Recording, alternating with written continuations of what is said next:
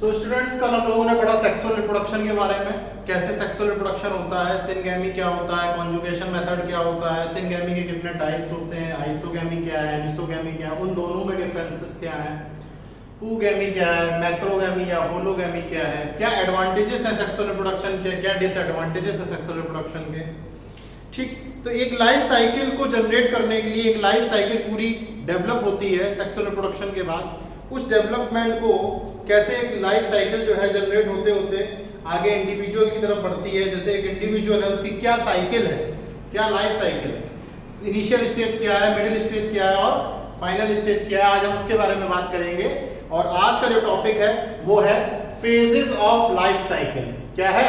Phases of life cycle. ठीक, तो देखिए 3 फेजेस होते हैं। There are 3 phases, there are 3 phases, there are 3 phases in life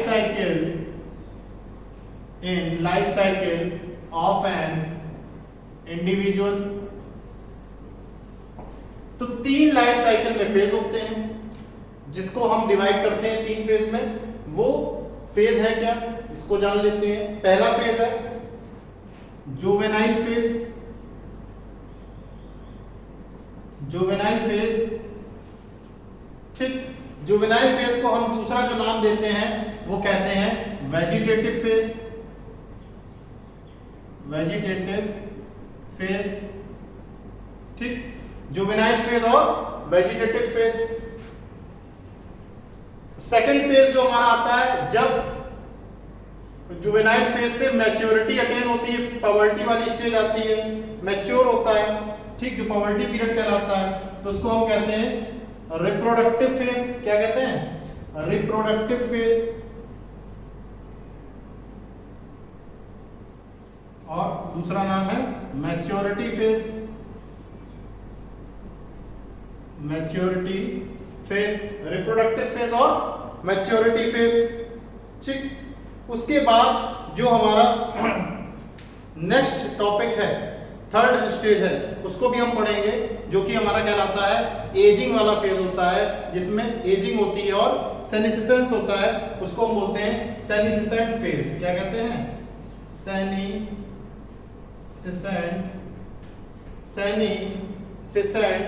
phase.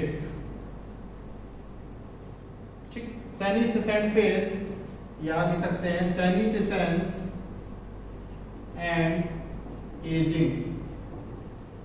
सेनिसिसेंस and ageing. तो देखिए ये 3 फेज है, जुवेनाइल फेज, रिप्रोडक्टिव फेज और सेनिसिसेंट फेज। सबसे पहले हम बात करेंगे आज जुवेनाइल फेज और वेजिटेटिव फेज की। किसकी बात करेंगे? जुवेनाइल फेज और वेजिटेटिव फेज की बात करेंगे।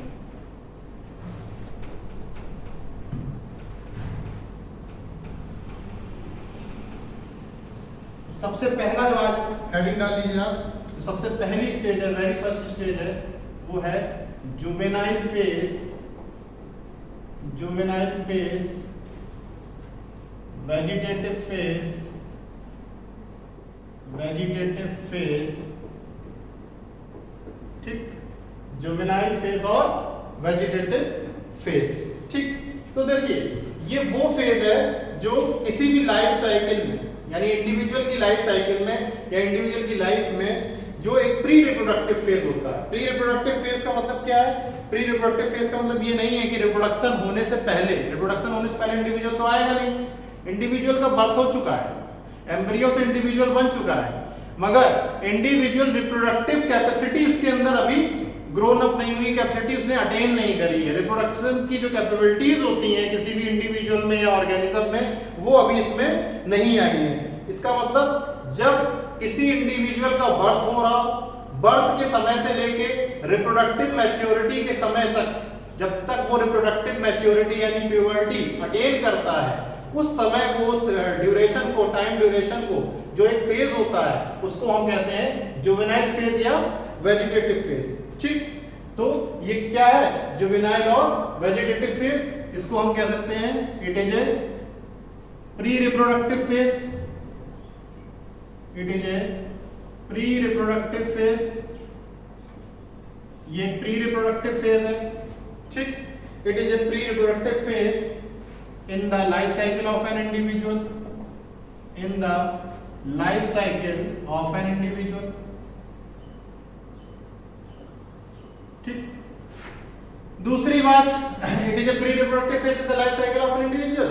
उसके बाद ये वो टाइम पीरियड है जो birth of an individual, birth of an individual, birth of an individual से टाइम पीरियड स्टार्ट होता है और कहां तक जाता है? Reproductive maturity, reproductive maturity of an individual, reproductive maturity of an individual, यानी बर्थ टाइम से स्टार्ट होता है और रिप्रोडक्टिव मैच्योरिटी तक जाता है. ठीक. अब इस फेज में क्या क्या चेंजेस होते हैं इनके बारे में भी चर्चा कर लेते हैं. तो जो चेंजेस आते हैं, अगर प्लांट्स की बात करें, जैसे शेप ऑफ लीव्स, ठीक, colour of feathers in birds, colour of feathers in birds, ठीक. तो शेप ऑफ लीव्स हो गया, colour of feathers in bird हो गया, ठीक. Different protections of the body हो गया, different protections of the body, different protections of the body, ठीक, different protections of the body. तो ये हमारे कुछ चेंजेस हैं जो वेजिटेटिव फेज में देखने को मिलते हैं, जिससे हम ये अंदाजा लगाते हैं कि अब ये वेजिटेटिव फेज में चल रहा है. इसी फेज को, वेजिटेटिव फेज को हम क्या कहते हैं? जुवेनाइल फेज भी कहते हैं. क्या कहते हैं? जुवेनाइल फेज भी, also called as juvenile phase. ठीक. अक्सर आपने जुवेनाइल टर्म सुना होगा, जुवेनाइल जस्टिस बोर्ड होता है, ठीक, जो किशोरावस्था होती है, ठीक है ना, किशोरावस्था होती है, उसको हम जुवेनाइल स्टेज कहते हैं. ठीक. तो एक चीज ये भी है कि जरूरी नहीं है, आपको लाइफ स्पैन में मैंने पढ़ाया था कि लाइफ, हर इंडिविजुअल या हर ऑर्गेनिज्म की लाइफ अलग अलग होती है. किसी की 25 साल होती है, किसी की 140 साल होती है, किसी की 3000 साल होती है, किसी की 300 साल होती है, किसी की 100 साल होती है. तो हर इंडिविजुअल ऑर्गेनिज्म में, अलग अलग स्पीशीज में अलग अलग जो टाइम ड्यूरेशन इसका है, जुवेनाइल फेज का या वेजिटेटिव फेज का, वो अलग अलग होता है. ठीक. तो डिफरेंट ऑर्गेनिज्म, ये कॉन्सेप्ट ये भी आता है इसमें, different organisms, different organisms have different durations,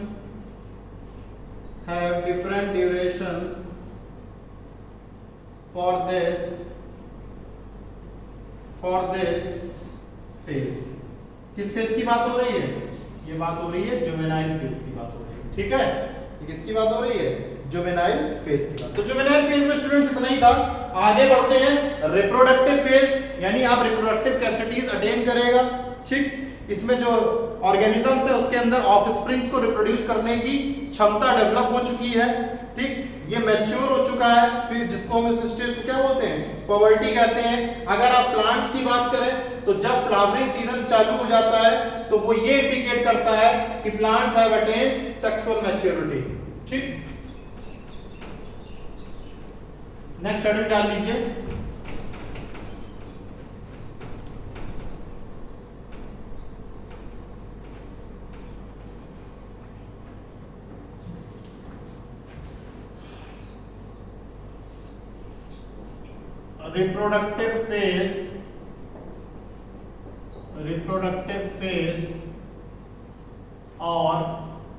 reproductive phase और maturity phase.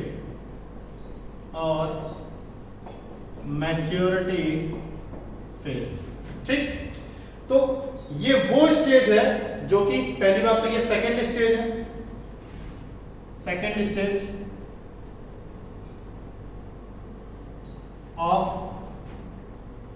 an individual's life cycle. ठीक. तो किसी भी इंडिविजुअल की सेकेंड स्टेज हमारी क्या कहलाती है? रिप्रोडक्टिव फेज और मैच्योरिटी फेज कहलाती है. ठीक. दूसरी बात, इस स्टेज में ऑर्गेनिजम्स क्या करते हैं, रिप्रोड्यूस करते हैं। अभी तक रिप्रोडक्शन की कोई बात नहीं चल रही थी, जो पूरा चैप्टर जिस पे बेस है उसकी कोई बात ही नहीं हो रही थी पहली स्टेज पे। अभी तो सिर्फ रिप्रोडक्टिव कैपेबिलिटीज अटेन कर रहे थे, रिप्रोडक्टिव ऑर्गन्स का डेवलपमेंट हो रहा था, ठीक है। सेकेंडरी सेक्सुअल कैरेक्टरिस्टिक्स डेवलप हो रहे थे, ठीक, मुस्टैच, बियर्ड, ठीक। तो अब जो है अब उनका डेवलपमेंट हो चुका है। डेवलपमेंट होने के बाद अब वो अपना फंक्शन दिखाएंगे, फंक्शन करेंगे। ऑर्गेनिजम्स रिप्रोड्यूस ऑफस्प्रिंग्स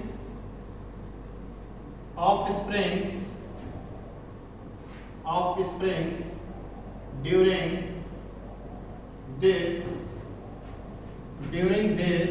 फेज, ठीक। तो ऑर्गेनिजम्स क्या करते हैं, रिप्रोडक्शन के प्रोसेस में भाग लेते हैं, रिप्रोडक्शन प्रोसेस में अपना इन्वॉल्वमेंट सर्टेन करते हैं, ठीक। Reproductive organs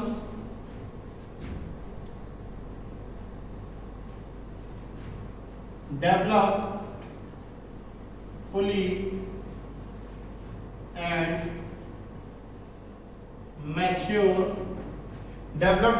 mature at this period, which is called puberty, ठीक। तो ये 3 पॉइंट मैंने आपको बताया रिप्रोडक्टिव फेज और मैच्योरिटी फेज के बारे में, ठीक। अगर आप प्लांट्स की बात करें तो प्लांट्स में जब फ्लावर्स का अपीयरेंस चालू हो जाता है, अपीयरेंस ऑफ फ्लावर्स,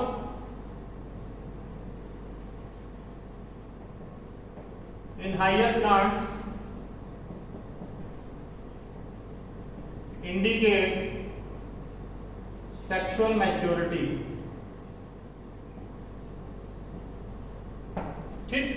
तो प्लांट्स में जब भी फ्लावरिंग सीजन आ जाएगा तो आप ये समझ लेना कि सेक्सुअल मैच्योरिटी अटेन हो चुकी है। अब हम समझते हैं कि प्लांट्स के बारे में हमें थोड़ा सा और डिस्कस करना चाहिए, ठीक, क्योंकि अभी इसके बाद नेक्स्ट चैप्टर जो है वो sexual reproduction in flowering plants है। तो देखिए फ्लावरिंग सीजन के बेस पे हमने प्लांट्स का 2 चीजों में डिवाइड किया है, एक है मोनोकार्पिक प्लांट और दूसरे हैं पॉलीकार्पिक प्लांट। ये किस बेस पे डिवीजन हो रहा है, अकॉर्डिंग टू फ्लावरिंग सीजन। क्या टाइम पीरियड है इनका फ्लावरिंग सीजन का, किसको एनुअल बोला जाएगा, किसको पेरेनियल बोला जाएगा, किसको बाइनियल बोला जाएगा, क्या इनके एग्जांपल्स हैं, क्या इनकी स्टेज हो जाती है फ्लावरिंग के बाद, क्या ये डाई कर जाते हैं या फिर ये फिर से जो है फर्दर आगे फ्लावर करते हैं उसके बाद डाई करते हैं, ठीक। तो वो सारी बातें हम अभी समझेंगे। तो हेडिंग डाल लीजिए differences between monocarpic plants and polycarpic plants. इसी का पार्ट है, सेकंड स्टेज का पार्ट है, ठीक है।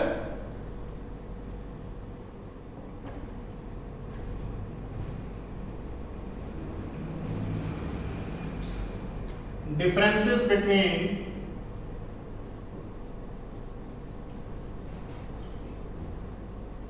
Monocarpic and polycarpic plants, monocarpic and polycarpic plants, ठीक। तो पहली हेडिंग डाल लीजिए इस साइड में, लेफ्ट हैंड साइड में मोनोकार्पिक प्लांट्स,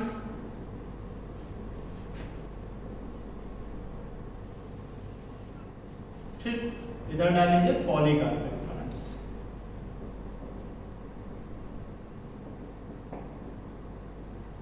तो देखिए प्लांट्स के बारे में तो आप सब जानते हैं कि प्लांट्स एक ऐसा स्ट्रक्चर है जिसका स्टेम होता है, रूट होता है, फ्लावर्स होते हैं, फ्लावर्स रिप्रोडक्टिव ऑर्गन्स होते हैं जिसमें सारे रिप्रोडक्टिव ऑर्गन्स पाए जाते हैं, लीव्स होती हैं, पेट्यूल होता है, ये सारी चीजें आपको पता ही है, ठीक।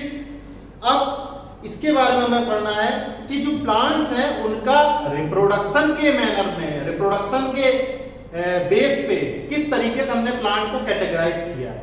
यहां पे इसकी बात है, यहां हम आपको प्लांट्स के बारे में नहीं बता रहे हैं, हम प्लांट्स का वो क्लासिफिकेशन बताने की कोशिश कर रहे हैं जिसमें आप उनको रिप्रोडक्शन के types of, according to their types of reproduction, according to their flowering season, आप उनको कैटेगराइज कर पाए, उनको पहचान पाए, ठीक। तो मोनोकार्पिक प्लांट्स की खासियत ये है कि ये साल में सिर्फ एक बार ही फ्लावर करते हैं। Monocarpic plants flower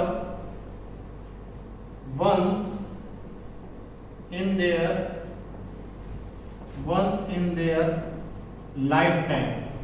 monocarpic plants जो है सिर्फ लाइफ टाइम में एक बार ही फ्लावर करते हैं। ठीक, क्या करते हैं? एक बार ही करते हैं। ठीक है, अब बात आती है पॉलीकार्पिक। ठीक, तो मोनोकार्पिक प्लांट्स लाइफ टाइम में एक बार फ्लावर कर रहे हैं, सिर्फ एक बार फ्लावरिंग होगी। यहां पे क्या है, यहां पे हर पर्टिकुलर सीजन, अब देखिए सीजन आपको पता है हमारे यहाँ 6 ऋतुएं होती हैं, 6 सीजन होते हैं एक साल में। तो 6 सीजन में कोई एक ऐसा सीजन होगा जो उस प्लांट के लिए क्या होगा, कंसर्न्ड होगा। फिर जब अगला साल आएगा तो अगले सीजन में फिर वो फ्लावरिंग करेंगे।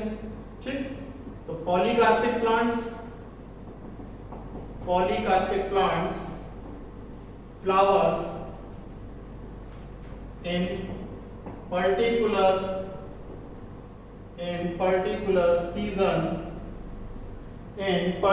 season every year।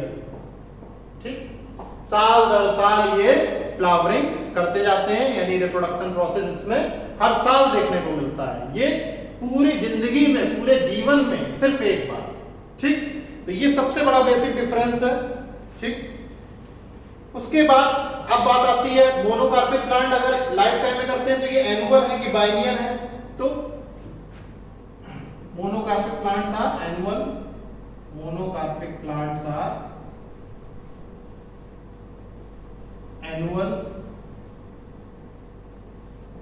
ठीक, बहुत कम मोनोकार्पिक प्लांट्स हैं जो पेरिनियल हैं। Very few monocarpic plants are perennial. ठीक है, इसकी बात करें, पॉलीकार्पिक प्लांट्स की बात करें तो ये प्लांट्स हमने आपको बताया ये कैसे हैं, पेरिनियल हैं। These plants are perennial,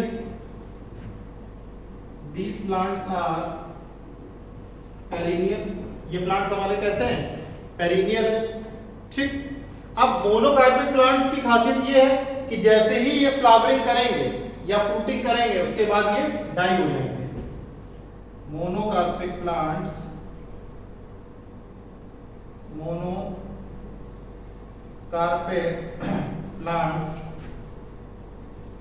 die after flowering और फ्रूटिंग। ठीक, तो मोनोकार्पिक प्लांट्स क्या है, डाई कर जाते हैं जब फ्लावरिंग कर देते हैं या उसके बाद जो उनमें फ्रूट्स आ जाते हैं। अब यहां पे हम पढ़ चुके हैं कि पर्टिकुलर सीजन एवरी ईयर, अगर ये डाई कर जाएंगे तो अगले साल ये फ्लावरिंग कैसे करेंगे। तो पॉलीकार्पिक प्लांट्स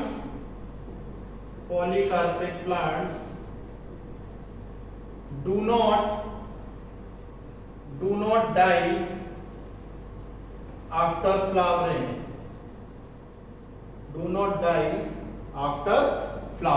तो फ्लावरिंग के बाद ये खत्म नहीं होते हैं। अब बात आती है इनके एग्जाम्पल क्या है।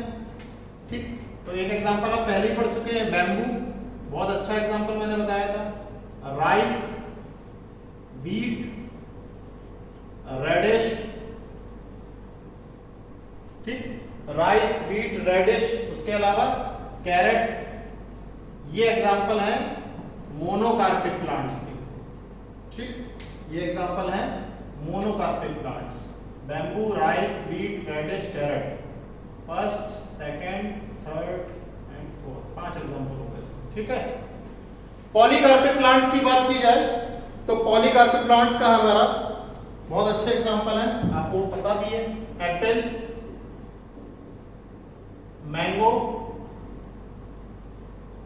Grep wine. ठीक, एप्पल, मैंगो, ग्रेप वाइन और ऑरेंज। ठीक है, तो ये हमारे हो गए मोनोकार्पिक प्लांट्स और पॉलीकार्पिक प्लांट्स के कुछ हाइलाइट्स। ठीक, अब हमको पढ़ना है कि जो एनिमल्स हैं, भाई रिप्रोडक्शन तो दोनों कर रहे हैं, प्लांट्स भी कर रहे हैं और एनिमल्स भी कर रहे हैं, तो कौन से ऐसे एनिमल्स हैं जो सीजनल ब्रीडिंग करते हैं। ठीक है, उसके बाद कौन से ऐसे एनिमल है जो कंटिन्यूअस ब्रीडिंग करते हैं, तो हमको दोनों लिखने पड़ेंगे, ठीक है। तो अब हम लिखते हैं एनिमल ब्रीडिंग और कंटिन्यूअस ब्रीडिंग, मतलब एनिमल्स में भी हम कैटेगराइज करेंगे according to their breeding season.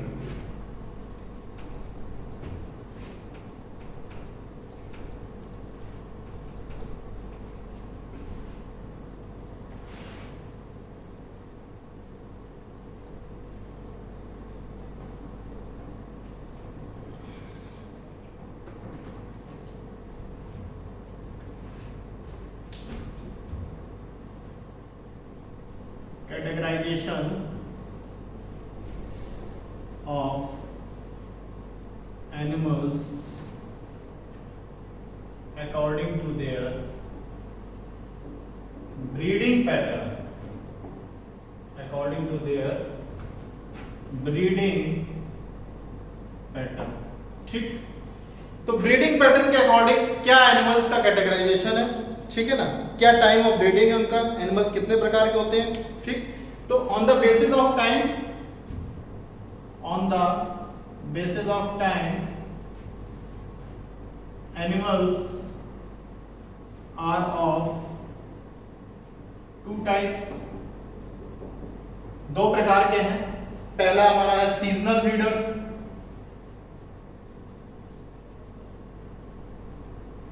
Seasonal breeders, ठीक है। दूसरा है कंटिन्यूअस ब्रीडर्स, दूसरा है कंटिन्यूअस ब्रीडर्स, ठीक। तो सीजनल ब्रीडर्स है और कंटिन्यूअस ब्रीडर्स है, ठीक। तो seasonal breeders as name suggest कि ये कोई सीजन है, पर्टिकुलर एक पीरियड ऑफ टाइम है, पूरे साल में 6 सीजन होते हैं, तो 6 सीजन में कोई एक ऐसा सीजन है जिसमें ये एनिमल्स क्या करते हैं, ब्रीड करते हैं और उसके बाद वो अपने नॉर्मल लाइफ पे आ जाते हैं। तो सीजनल ब्रीडर्स, ठीक। तो सीजनल ब्रीडर्स में लिख लीजिए they reproduce at particular period of time, they reproduce at particular period of time, they reproduce at particular period of time in a year, in a year, such as frog, lizard, such as frog हो गया आपका, lizard हो गया, ठीक। most birds,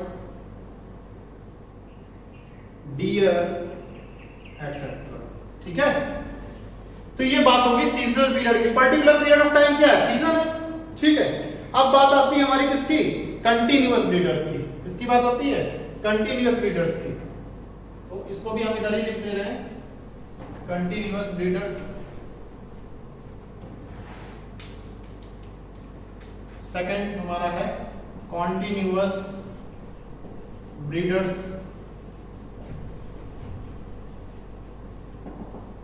continuous breeders. तो देखिए continuous breeders क्या है, कंटिन्यूअस ब्रीडर्स का ये है कि जब तक ये सेक्सुअल मैच्योर रहेंगे, जब तक सेक्सुअल मैच्योरिटी रहेगी तब तक ये अपने आप कंटिन्यू ब्रीड करते रहेंगे through out their sexual maturity. तो लिख लीजिए इसमें these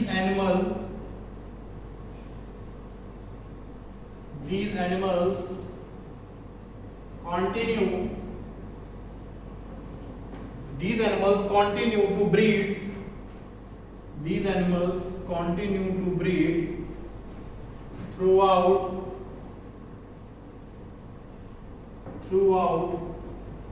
sexual maturity,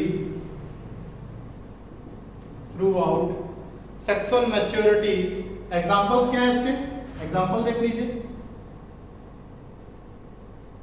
एग्जांपल्स है हनी बी, क्या है, हनी बी।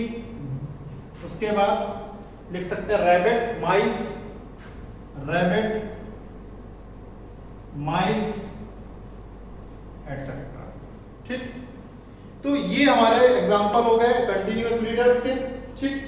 और उसके बाद अब बात आती है किसकी, कि कैसे जो है प्लेसेंटल मैमल्स में साइक्लिक चेंजेस होते हैं उनके ओवरीज में या एक्सेसरी रिप्रोडक्टिव डक्ट्स में, या हार्मोन्स चेंज आते हैं रिप्रोडक्टिव फेज में, उस बारे में बात करेंगे।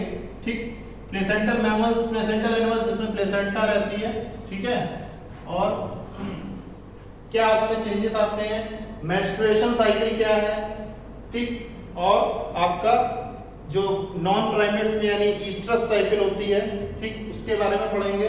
जो प्राइमेट्स में होता है उसको मेंस्ट्रुअल साइकिल कहते हैं।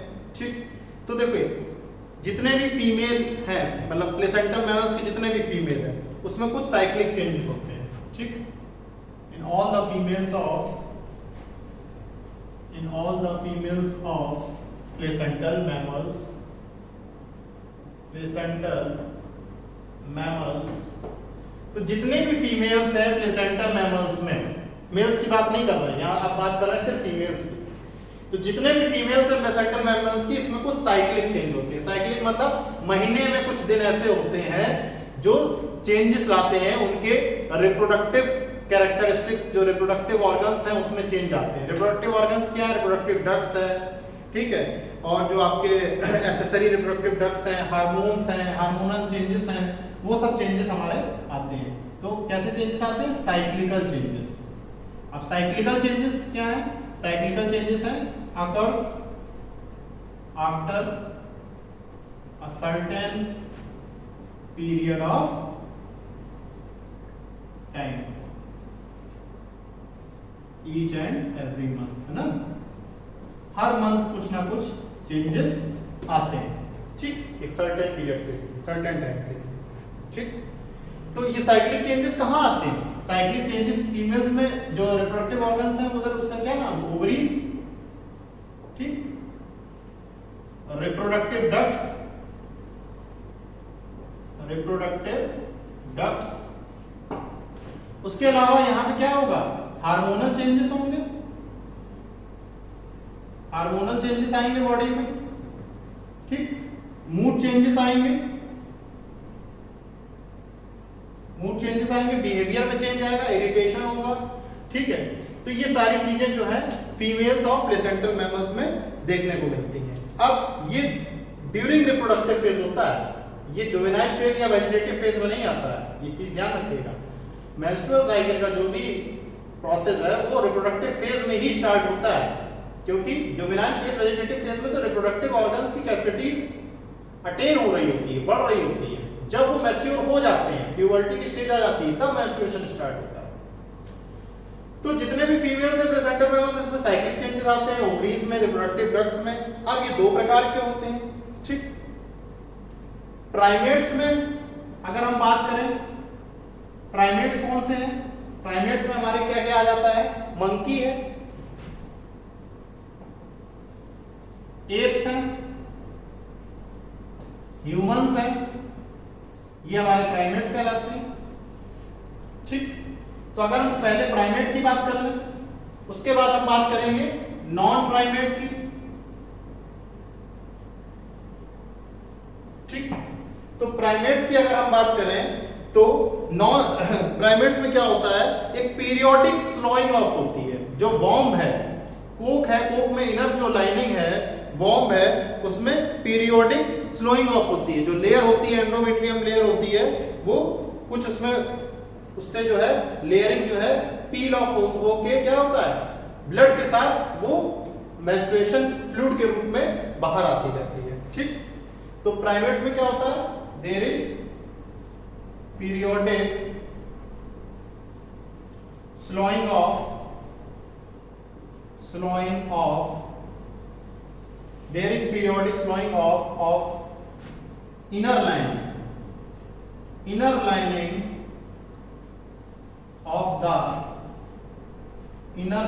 of the worm.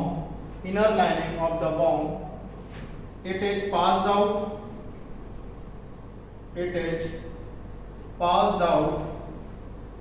with blood.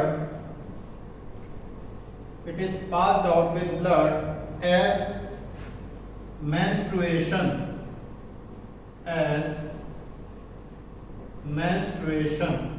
ठीक। तो मेंस्ट्रुएशन के रूप में जो इनर लाइनिंग है वो क्या पील ऑफ होती रहती है, और ये किसमें देखने को मिलता है? मंकीज में, एप्स में और ह्यूमंस में। ठीक, किसमें मिलता है? मंकीज में, एप्स में और ह्यूमंस में। ठीक, अब अभी इसके बारे में और हम डिफरेंसेस भी पढ़ेंगे कि मेंस्ट्रुअल साइकिल में क्या होता है जो कि प्राइमेट्स में पाई जाती है, और ईस्ट्रस साइकिल जो कि नॉन प्राइमेट्स में पाई जाती है।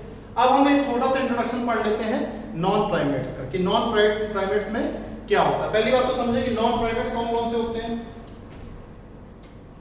शीप, काऊ, रैट, डॉग। ठीक, शीप, रैट, डॉग और टाइगर, ये सब हमारे किस में आ रहे हैं? नॉन प्राइमेट्स में आ रहे हैं। ठीक, तो नॉन प्राइमेट्स में क्या है? शीप है, रैट है, डियर है, डॉग है, काऊ है। ठीक, डियर के लिख लीजिए, डियर हो गया। अब इसमें क्या होता है, कौन से ऐसे साइक्लिक चेंजेस होते हैं? तो पहली बात आप ये समझिए कि जो साइक्लिक चेंजेस होते हैं प्राइमेट्स में वो मेंस्ट्रुअल साइकिल कहलाती है। जो साइक्लिक चेंजेस होते हैं नॉन प्राइमेट्स में तो वो ईस्ट्रस साइकिल कहलाती है। ठीक, तो साइक्लिक चेंजेस टर्म्ड एज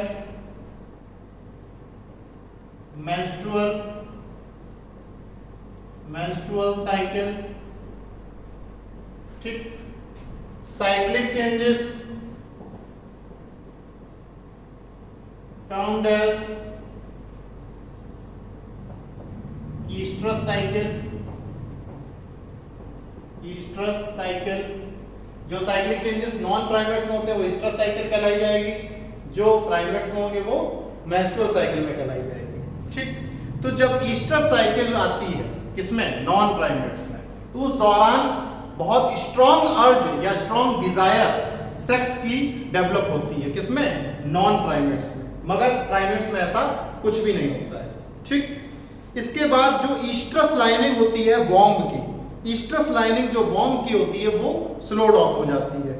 ये पास आउट नहीं होती है, जैसे मेंस्ट्रुअल फ्लूइड बाहर निकल के पास आउट हो जाता है, डिस्चार्ज हो जाता है, इस तरीके से ईस्ट्रस साइकिल में कभी भी पास आउट नहीं होती बल्कि रीअब्सॉर्ब हो जाती है। उसी एरिया में, वही बॉडी के अंदर ही रीअब्सॉर्ब हो जाती है। ठीक, ये डिपेंड करता है कि साल में कितनी ईस्ट्रस साइकिल है, उसी हिसाब से हम मैमल्स का कैटेगराइजेशन करते हैं। जैसे डियर में एक बार होता है तो मोनोईस्ट्रस कहलाता है, डॉग में 2 बार तो बाईस्ट्रस कहलाता है। ठीक, और माउस में कई बार होता है तो पॉलीस्ट्रस कहलाता है।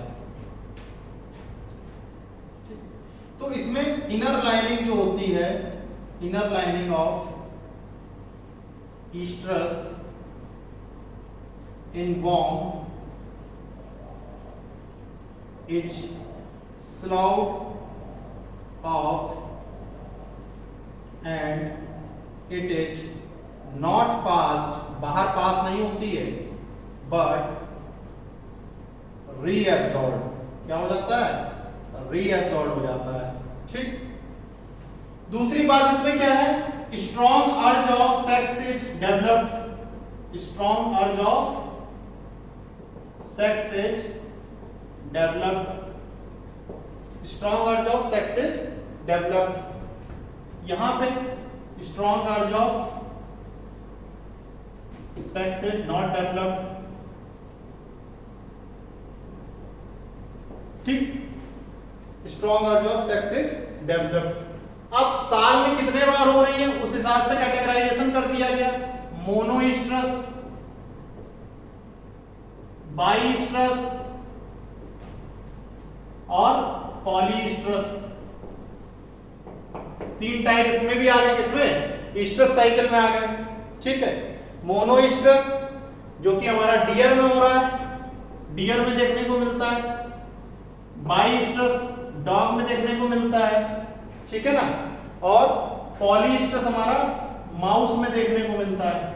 तो डियर, डॉग और माउस, तो ये हमारा प्राइमेट्स और नॉन प्राइमेट्स में जो मैमल्स में जो प्लेसेंटल मैमल्स में 2 हैं हमारे, प्राइमेट्स और नॉन प्राइमेट्स। तो उसमें जो हमारे साइक्लिक चेंज हो रहे हैं, साइक्लिक चेंज क्या है? जो रिप्रोडक्टिव फेज, साइक्लिकल चेंजेस क्या है? जो रिप्रोडक्टिव फेज, पहली बात तो कहां हो रहा है? रिप्रोडक्टिव फेज के दौरान हो रहे हैं, occurs during reproductive phase after gaining puberty, reproductive phase. तो रिप्रोडक्टिव फेज के दौरान हो रहे हैं। वेजिटेटिव फेज जुवेनाइल फेज में नहीं हो रहे हैं, सेनिसेंट या एजिंग फेज में नहीं हो रहे हैं। कब हो रहे हैं? रिप्रोडक्टिव फेज या मैच्योरिटी फेज में हो रहे हैं। ठीक, कहां हो रहे हैं? रिप्रोडक्टिव ऑर्गन्स, रिप्रोडक्टिव सिस्टम में हो रहे हैं और अदर पार्ट ऑफ बॉडी में नहीं। हम क्या पढ़ रहे हैं? रिप्रोडक्शन इन ऑर्गेनिज्म पढ़ रहे हैं, तो रिप्रोडक्टिव सिस्टम में हो रहे हैं। रिप्रोडक्टिव सिस्टम में क्या हो रहा है? जो इनर लाइनिंग है वॉम्ब की, इनर लाइनिंग क्या हो रही है? पील ऑफ हो रही है और प्राइमेट्स में वो पास आउट हो रही है। Slowing of inner lining of the womb, it is passed out with blood as menstruation. जो फ्लूइड है उसका नाम है मेंस्ट्रुएशन, जो कि ब्लड के साथ निकल रहा है। ठीक, नॉन प्राइमेट्स ह्यूमंस में कहां हो रहा है? फीमेल्स में। ठीक, रिप्रोडक्टिव ऑर्गन्स क्या है यहाँ पे? ओवरीज, वेजाइना, यूट्रस, ये सारी चीजें हैं। नॉन प्राइमेट्स में sheep, dogs, cow, tigers, rat, deer, mouse. यहाँ पे इनर लाइन जो स्ट्रस की है वो भी स्लॉट ऑफ हो रही है, वो पास नहीं हो रही है बल्कि रीअब्सॉर्ब हो रही है। इस दौरान बहुत स्ट्रॉन्ग अर्ज सेक्स की डेवलप होती है, इसलिए इस साइक्लिकल चेंजेस को हम क्या बोलते हैं? ईस्ट्रस साइकिल कहते हैं। प्राइमेट्स में कोई सेक्स अर्ज डेवलप नहीं होती है, कोई डिजायर डेवलप नहीं होती है। इसको मेंस्ट्रुअल साइकिल कहते हैं, क्योंकि जो फ्लूइड बाहर निकलता है ब्लड के साथ उसको मेंस्ट्रुअल बोलते हैं। Depend upon the number of cycles in a year, 3 प्रकार हैं। मोनोईस्ट्रस जो कि डियर में देखने को मिलती है, बाईस्ट्रस डॉग में देखने को मिलती है, पॉलीस्ट्रस माउस में देखने को मिलती है। ठीक, अब हम पढ़ेंगे कि मेंस्ट्रुअल साइकिल और ईस्ट्रस साइकिल के डिफरेंसेस क्या है। काफी चीजें पढ़ चुके हैं मगर फिर से रिकॉल कर लेंगे। मेंस्ट्रुअल साइकिल और ईस्ट्रस साइकिल, ठीक है? मेंस्ट्रुअल साइकिल और oestrus cycle.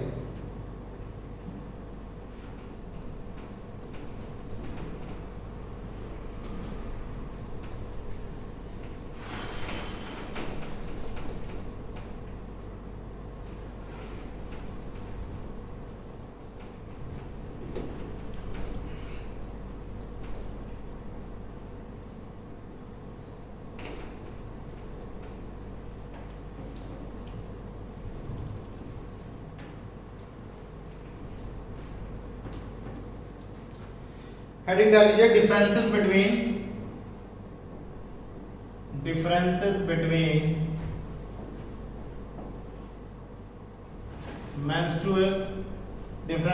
menstrual cycle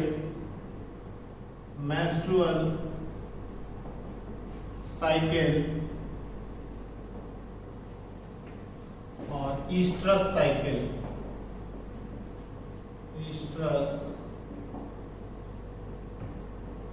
cycle। Menstrual cycle और ईस्ट्रस साइकिल। तो देखिए पहला फर्स्ट पॉइंट, तो ये कहां पे हो रहा है भाई? It occurs in primates.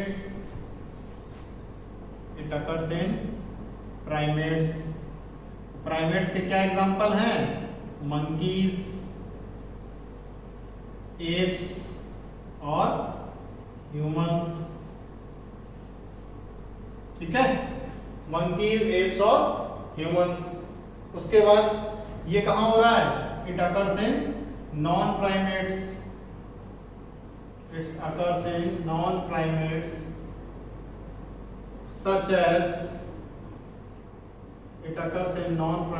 such as 1 2 3। ये कहां पे होगा? काऊ में, डॉग में, डियर में, उसके बाद माउस में। ठीक, ये एग्जांपल हमने आपको बता चुके हैं, पहले ही बता चुके हैं। ठीक, उसके बाद इस साइकिल में जो मेंस्ट्रुअल साइकिल है इसमें क्या देखने को मिलता है? कौन कौन से फेज देखने को मिलते हैं इस साइकिल में? दिस साइकिल कंसिस्ट ऑफ, क्या कंसिस्ट करती है? मेंस्ट्रुएशन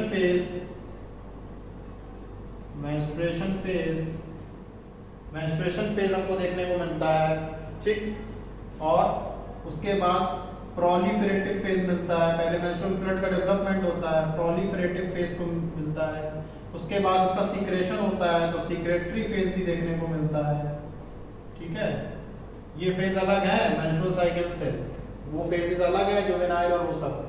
ये इसकी बात हो रही है मेंस्ट्रुअल साइकिल, इसके अंदर ये फेज है। ठीक है, फर्स्ट, सेकंड और थर्ड, 3 फेज यहाँ पे देखने को मिलते हैं। अब ये जो हमारा सेकंड वाला है ईस्ट्रस साइकिल, यहाँ कौन सा फेज देखने को मिलता है? यहाँ एक सिंगल फेज होता है। इट इज कॉल्ड ईस्ट्रस और heat phase. It is called oestrus और हीट फेज। मतलब इसका ज्यादा लंबा समय नहीं होता है, इसका जो समय होता है लगभग 12 से 24 घंटे के बीच होता है बस। इन अ काऊ में 12 से 24 घंटे के बीच देखने को मिलता है। ठीक है, अब इसमें क्या होता है मेंस्ट्रुअल साइकिल में कि जो ब्लड है वो फ्लो करता है। ठीक है ना, मेंस्ट्रुअल साइकिल में जो लास्ट फ्यू डेज होते हैं उसमें हमारा ब्लड फ्लो करता है। ये आपने लिख लिया तो रब कर दे रहा हूं उसको। ठीक, थर्ड पॉइंट लिख लीजिए।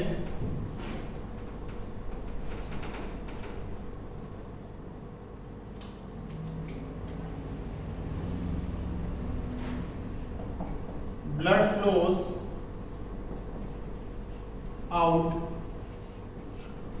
flows out in the last few days of the cycle। ठीक है, तो मेंस्ट्रुअल साइकिल में ब्लड का डिस्चार्ज होता है, ब्लड का सीक्रेशन होता है जो कि सीक्रेटरी फेज के समय होता है। ठीक, यहां पे ऐसा कुछ नहीं होता है, blood does not flow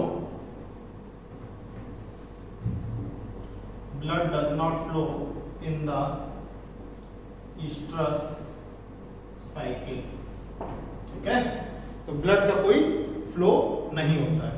ठीक, अब अंदर एक लेयर होती है वॉर्म में जिसको हम बोलते हैं एंडोमेट्रियम लेयर। क्या कहते हैं? एंडोमेट्रियम, थिक लाइनिंग होती है एंडोमेट्रियम लेयर। क्या नाम है? Endometrium layer. वॉर्म में एंडोमेट्रियम लेयर होती है।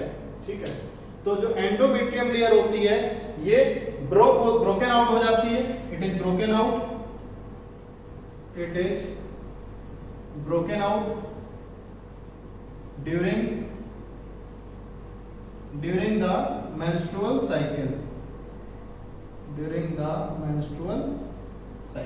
एंडोमेट्रियम लेयर क्या कर जाती है? ब्रोक कर जाती है। ठीक, और इधर क्या होता है? इधर एंडोमेट्रियम लेयर रीअब्सॉर्ब हो जाती है ब्रोक करने के बाद। Endometrium layer is reabsorbed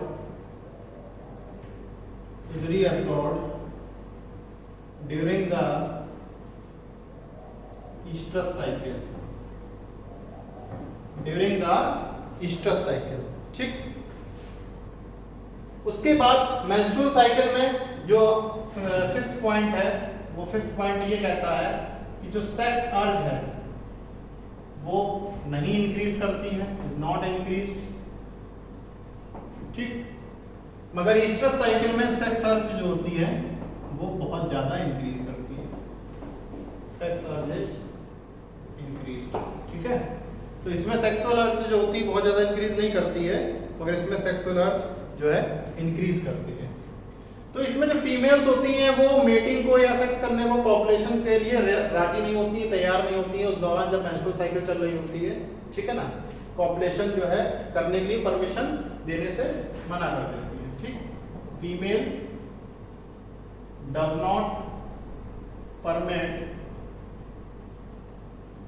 to copulate और mating during this period of menstrual cycle। during this period of menstrual cycle के दौरान कोई भी फीमेल कॉपुलेशन करने के लिए प्रिपेयर नहीं होगी, मेंटली और फिजिकली वो प्रिपेयर नहीं हो सकती है। ठीक, यहां पे 6 पॉइंट ये कहता है कि फीमेल परमिट्स कॉपुलेशन, फीमेल इसमें कॉपुलेशन के लिए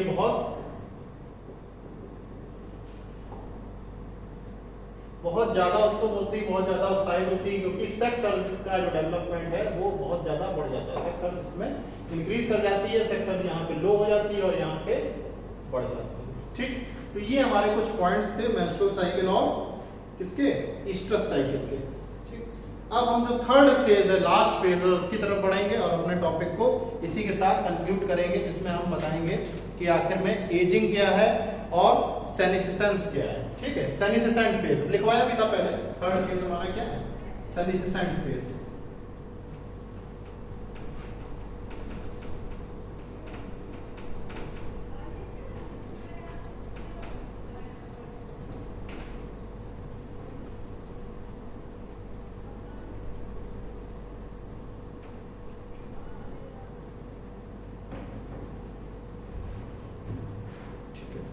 हेडिंग डालिए सेनिसिसेंट फेज। थर्ड है सेनिसिसेंट फेज, हेडिंग डालिए सेनिसिसेंट फेज, जिसमें हमारे दो बातें आती हैं, सेनिसिसेंस एंड एजिंग। ठीक है, सेनिसिसेंट फेज कैसा फेज है, ये शो करता है कि रिप्रोडक्टिव फेज की एंडिंग हो रही है, रिप्रोडक्टिव फेज का एंड हो रहा है, और जो बॉडी है उसकी स्ट्रक्चर और फंक्शनिंग में डीजनरेशन हो रहा है। ठीक, तो लिख सकते हैं आप, it begins at the end of reproductive begins at the end of reproductive phase की ending senescence phase की starting है। when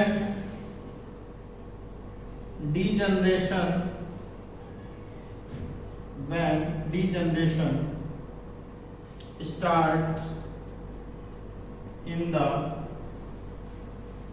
structure and functioning of the body। ठीक, तो जब बॉडी का डिजनरेशन होने लगे, यानी वियर एंड टियर होने लगे, बॉडी में wear and tear process start हो जाए, ठीक, स्लो फंक्शनिंग हो जाए, ठीक, मेटाबॉलिक रेट गिरने लगे, कम होने लगे मेटाबॉलिक रेट, ठीक, स्लगिशनेस आने लगे, ठीक, जो हमारे सेंसेस हैं उनकी जो अलर्टनेस है या उनकी जो कैपेसिटी है वो कम होने लगे, तो ये हमारा क्या कहलाएगा, सेनिसिसेंस। तो एक तरीके से आप ये कह सकते हैं पूरी तरीके से कि ये लास्ट स्टेज है, last life time, last phase of life span है। क्या है, last phase of, it is the last phase of life span, it is the last phase of life span, last phase of life span.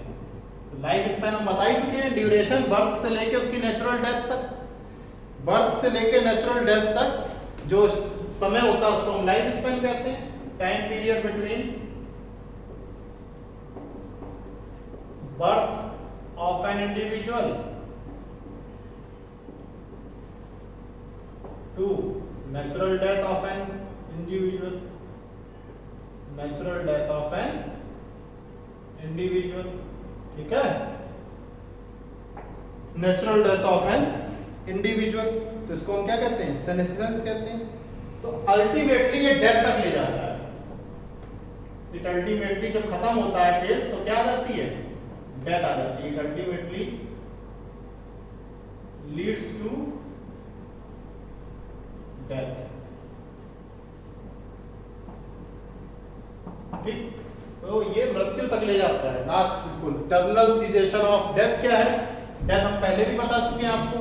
Death क्या है, terminal cessation of all the body activity, जब सारी body की activity खत्म हो जाए, बिल्कुल terminate हो जाए, of all the bodily activities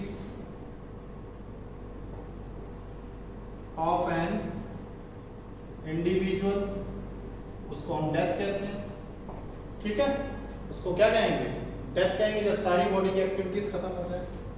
ठीक है, अब प्लांट्स और एनिमल्स में ये जो चेंजेस होते हैं, आप देख रहे हैं कि एक फेज था जिसमें रिप्रोडक्टिव कैपेसिटीज अटेन कर रहे हैं, रिप्रोडक्टिव प्री रिप्रोडक्टिव फेज जिसको हम जुवेनाइल फेज या वेजिटेटिव फेज कहते हैं। फिर सेकंड फेज आया जिसको रिप्रोडक्टिव फेज या मैच्योरिटी फेज कहते हैं। ठीक, उसके बाद हम देखते हैं सेनेसिसेंस का फेज स्टार्ट हो जाता है। जैसे ही रिप्रोडक्टिव फेज की एंडिंग होती है सेनेसिसेंस स्टार्ट हो जाता है। तो जो ये चेंजेस आ रहे हैं किसकी वजह से आ रहे हैं, ये सोचने वाली बात है, सोचने का विषय है, सब्जेक्ट है कि हम आखिर में ये चेंजेस क्यों आ रहे हैं। जरूरी ऐसा भी तो हो सकता था कि एक ही स्टेज बनी रहती। तो देखिए इसके पीछे बहुत सारे रीजंस हैं। जो प्रोमिनेंट रीजन है वो दो है, एक तो है हार्मोनल चेंज और दूसरा है सर्टेन एनवायरमेंटल फैक्टर्स।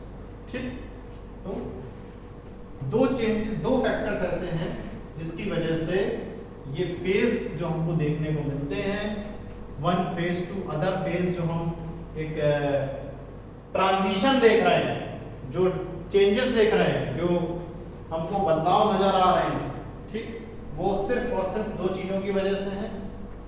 जो रीजन है वो रीजन क्या है समझ लीजिए। Reason for transition of one phase to another phase in the life cycle of an individual। ठीक, तो पहला जो हमारा सबसे इंपॉर्टेंट है वो क्या है? Hormonal changes. हार्मोनल चेंजेस 16 साल से लेकर 30 साल की उम्र तक हार्मोन्स हमारे सबसे ज्यादा चरम सीमा पर काम करते हैं। इसीलिए जो मैरिज की एज है वो 21 है बॉयज के लिए, ठीक है, और 18 है गर्ल्स के लिए। ठीक, अगर आप लोग 30-35 में भी जो है मैरिज करते हैं due to career making and different types of other factors in life, तो उससे काफी मैरिज लाइफ पे फर्क पड़ता है, मैरिड लाइफ पे बहुत ज्यादा असर पड़ता है। ठीक, बेबी को कंसीव करने में भी बहुत ज़्यादा प्रॉब्लम आती है फीमेल्स को, है ना। आफ्टर 30 मैरिज जो होती है उसमें बहुत सारी समस्याएं आती हैं। सबसे अच्छा समय होता है 24 to 28। ठीक, 24 to 28 सबसे अच्छा समय होता है, और 16 से 30 साल में हार्मोन सबसे अच्छा वर्क करते हैं हमारी बॉडी में। दूसरा जो रीजन हमने आपको बताया वो है environmental factors, certain environmental factors. तो देखिए इन्वायरमेंटल फैक्टर्स क्या है? जहां आसपास न्यूट्रिशन वैल्यू नहीं है, जिस क्षेत्र में बहुत ज़्यादा पानी की कमी है, खाने के लिए सही से कुपोषण का शिकार हो रहे हैं लोग, तो बहुत ज़्यादा नहीं जीवन अच्छा है उनका, जीवन बहुत लंबे समय तक नहीं जी पाएंगे। आसपास का पॉल्यूटेड इन्वायरमेंट है, ठीक है, हीट ज़्यादा है, बहुत सारे चेंजेस ऐसे आते हैं इन्वायरमेंटल में कि उनकी बॉडी कोप अप नहीं कर पाती, स्ट्रेस बहुत है आसपास है, एंग्जाइटी, रेस्टलेसनेस, ये बहुत सारी चीज़ें हैं जिस वजह से हमारा जो फेजेस है उसमें जल्दी जल्दी ट्रांजिशन आ जाता है। बहुत से लोग होते हैं समय से पहले बूढ़े हो जाते हैं, बहुत ज़्यादा उनकी एज लगने लगती है। ठीक है, तो अब हम थोड़ा सा डिफरेंस समझ लेते हैं कि आखिर में एजिंग और सेनेसिसेंस में डिफरेंस क्या है। ठीक, एक छोटा सा टॉपिक, उसके बाद इसको खत्म करते हैं, फिर हम नेक्स्ट क्लास में आपको जो इवेंट्स हैं और आगे बताएंगे। ठीक है, जो लास्ट क्लास होगी हमारी उसमें पार्थेनोजेनेसिस भी कवर हो जाएगा और थोड़ा और भी छोटे छोटे टॉपिक्स हैं वो भी कवर हो जाएंगे। ठीक, बस इस क्लास को कंक्लूड करते हैं। लिख लीजिए differences between ageing and senescence. Differences between ageing and senescence. ठीक, तो 2 से 3 डिफरेंस बताऊंगा, उसी में आपको पूरा कॉन्सेप्ट क्लियर हो जाएगा कि आखिर में एजिंग क्या है और सेनेसिसेंस क्या है। ठीक है, तो देखिए एजिंग क्या है? Wear and tear. Wear and tear मैंने आपको बताया था कि कोई भी व्यक्ति है 10 साल 12 साल, धीरे धीरे उसका रिप्रोडक्टिव फेज आता है 14-15 साल 17 साल के बाद, फिर वो धीरे धीरे हार्मोन्स का लेवल कम होता जाता है, इन्वायरमेंटल फैक्टर्स उस पर असर डालते हैं, एजिंग होते रहते हैं, तो धीरे धीरे बॉडी डिटेरियोरेट कर रही है, धीरे धीरे हम लोग अपनी मौत के पास जा रहे हैं, ठीक है। तो धीरे धीरे हमारी बॉडी क्या हो रही है, वियर एंड टियर हो रही है, स्किन पे झुर्रियां पड़ जाना, बालों का सफेद हो जाना, ये सब क्या है, एजिंग ही तो है। हाथ पैरों का उतना अच्छे से काम ना करना, ठीक है, लॉस ऑफ साइट, ठीक, श्रवण शक्ति कम हो जाना, सुनने की क्षमता कम हो जाना एक एज के बाद, ये सब क्या है, एजिंग फैक्टर्स है, ठीक। एजिंग क्या है, progressive deterioration, ageing is progressive deterioration, aging is progressive deterioration in the body of an organism, ठीक है, in the body of an organism, ठीक। तो एक तरीके से ये क्या है, ये जनरली डिक्लाइन है, पतन है, कोई ग्रोथ की बात नहीं है यहाँ पे एजिंग में, generally decline in the body of an organism, ठीक। तो एक तरीके से ये क्या है, डिक्लाइन है, पतन है, हम पतन की तरफ जा रहे हैं, इस तरीके से जा रहे हैं, ग्राफ जो बनेगा वो ग्रोथ के बाद इस तरीके से ऐसे, ठीक। ये हमारा जो है ये एजिंग फेज है, ठीक है, ये ग्रोथ फेज है, ठीक। अब सेनेसेंस क्या है, सेनेसेंस ये है कि एक ऐसा स्टेज आ जाए कि अब वापस हम नहीं जा सकते हैं, अपने यंग स्टेज पे वापस नहीं जा सकते हैं, तो उस terminal irreversible stage of ageing को क्या कहते हैं, सेनेसेंस कहते हैं, terminal irreversible stage of ageing is called senescence. Terminal irreversible stage of aging is called senescence, ठीक। तो कौन से ऐसे कैरेक्टरिस्टिक्स हैं, कभी देखा है कि किसी प्लांट्स की पत्तियां जो है पीली हो जाए फिर से वो हरी हो जाए, ऐसा तो नहीं होता। खूब पानी दो, खूब सनलाइट दो, मगर वो हरी नहीं होने वाली है। जो एक बार येलोइश हो गई, ठीक, तो वो उसके बाद उसका क्या होगा, वो पत्तियां गिर जाएंगी, पतझड़ में टूट जाएंगी, डिस्ट्रॉयड हो जाएंगी, मिट्टी मिल जाएंगी, लीफ फॉलिंग हो जाएगी, ड्राइड हो जाएंगी, मगर वो दोबारा ग्रीनिश नहीं होंगी, दोबारा यंग लीव्स में नहीं आएंगी, ठीक। तो इसका जो एग्जांपल बहुत अच्छा क्या है, yellowing of leaf and then leaf fall, ठीक। तो ये तो पहले पॉइंट हो गए, ठीक। अब ये कोई जरूरी नहीं है, ये कोई आवश्यक नहीं है, ऐसा कोई नेसेसरी बिल्कुल नहीं है कि रिप्रोडक्टिव फेज के बाद ही एजिंग स्टार्ट हो, ऐसा बिल्कुल नहीं है, ठीक। इट इज नॉट एसेंशियल,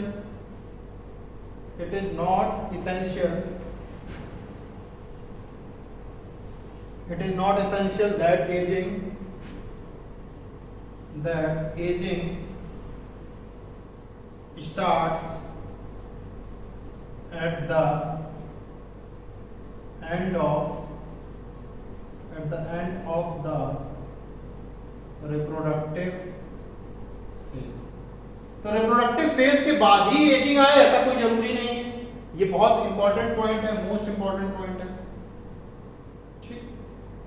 प्रायः देखने को मिलता है, ऐसा देखने को मिलता है, मगर एजिंग बहुत समय पहले भी आ सकती है, ठीक। तो सेनेसेंस की बात अगर हम करें तो सेनेसेंस जो है, या ओल्ड एज कह सकते हैं आप, सेनाइल जो वर्ड होता है वो ओल्ड एज पीपल के लिए यूज होता है। क्या वर्ड यूज होता है, सेनाइल, सेनिलिटी, ठीक। तो सेनेसेंस जो होता है यानी ओल्ड एज, ये हमारा at the end of reproductive phase ही होता है, occurs at the end of reproductive phase, ठीक। तो दो पॉइंट हो गए। तीसरा पॉइंट क्या है कि एजिंग जो है, तीसरा पॉइंट ये कहता है कि जो एजिंग है इसके तुरंत बाद जो ये लेट्स करेगा, आगे बढ़ेगा, प्रोग्रेसिव होगा, तो क्या आएगा? सेनिसिसेंस आएगा। एजिंग लीड्स टू सेनिसिसेंस, ठीक। और सेनिसिसेंस के बाद क्या आएगा? डेथ आएगी। सेनिसिसेंस लेट्स टू डेथ, ठीक। तो एजिंग के बाद सेनिसिसेंस आएगा और सेनिसिसेंस के बाद हमारी डेथ आ जाएगी, ठीक है। तो आज के लिए बच्चों इतना ही रहेगा जो कंटेंट था। आशा करता हूं कि आपको बहुत अच्छा समझ में आया होगा। बड़ा ही रोचक और बड़ा ही इंफॉर्मेटिव है ये तीनों फेज जो है, और इन तीनों फेज में आपको बहुत सारी चीजें लिंक करने को मिली। जो सबसे दो इंपॉर्टेंट चीजें मैंने आज आपको बताई कि मोनोकार्पिक प्लांट्स और पॉलीकार्पिक प्लांट्स, इसका क्या रिलेशन, हमने दूसरी चीजों से उठा के इसको लिंक किया कि रिप्रोडक्शन के बेस पे हम कैसे कैटेगराइज करें प्लांट्स को, और एनिमल्स को कैसे कैटेगराइज करें, सीजनल ब्रीडर्स क्या हैं, कंटिन्यूअस ब्रीडर्स क्या हैं। तो एनिमल्स और प्लांट्स का कैटेगराइजेशन और classification on the basis of the reproductive capacities and reproductive pattern, वो हमने समझा।